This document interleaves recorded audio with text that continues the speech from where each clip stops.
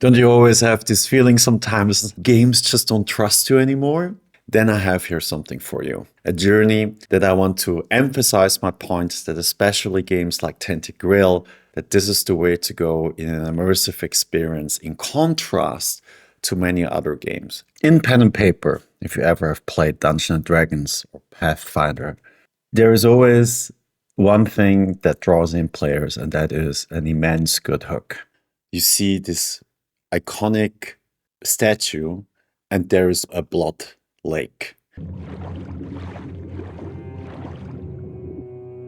There is an underground cave, and very unassuming, you go in as your interests are piqued, and it becomes this expansive adventure.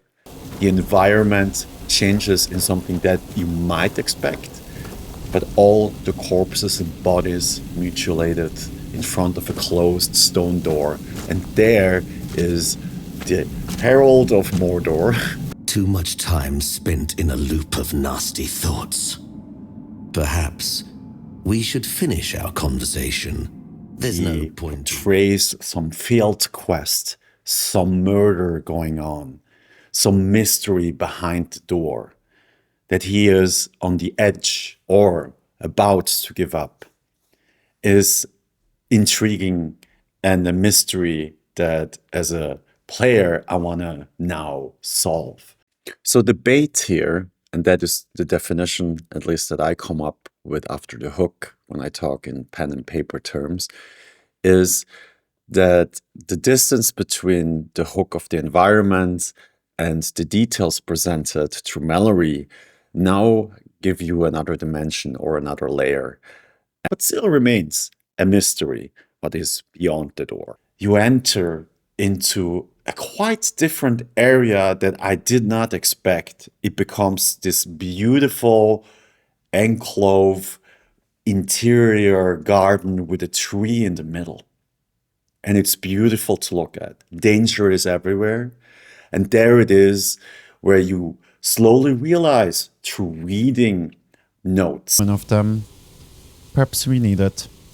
We've been sitting too deep within our own minds for far too long. There is something off.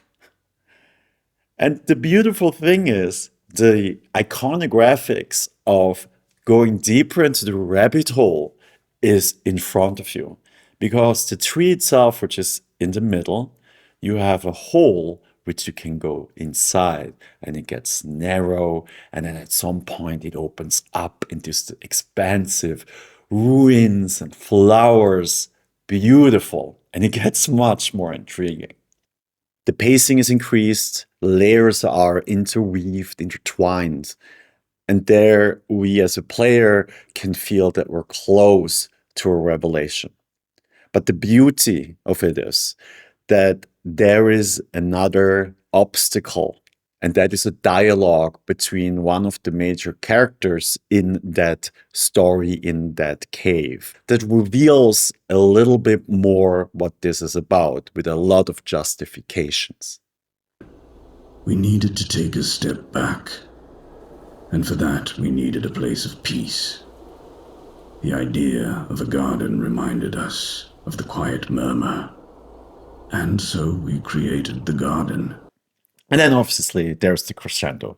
There's the big fight, which is very difficult in early game. And then of course the revelation behind it. But I'll leave it by that for everyone else to discover.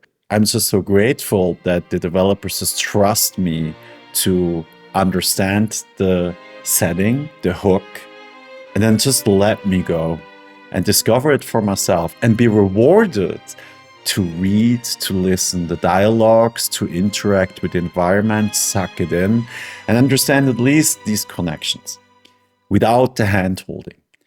That wonder that Ocarina of Time has given me as a child, the nervous system triggers. It just triggers. It's just exactly what I'm looking for. Everyone who loves discovery without a walkthrough, without a guide, without watching any videos, except mine. If you like what I'm doing, subscribe.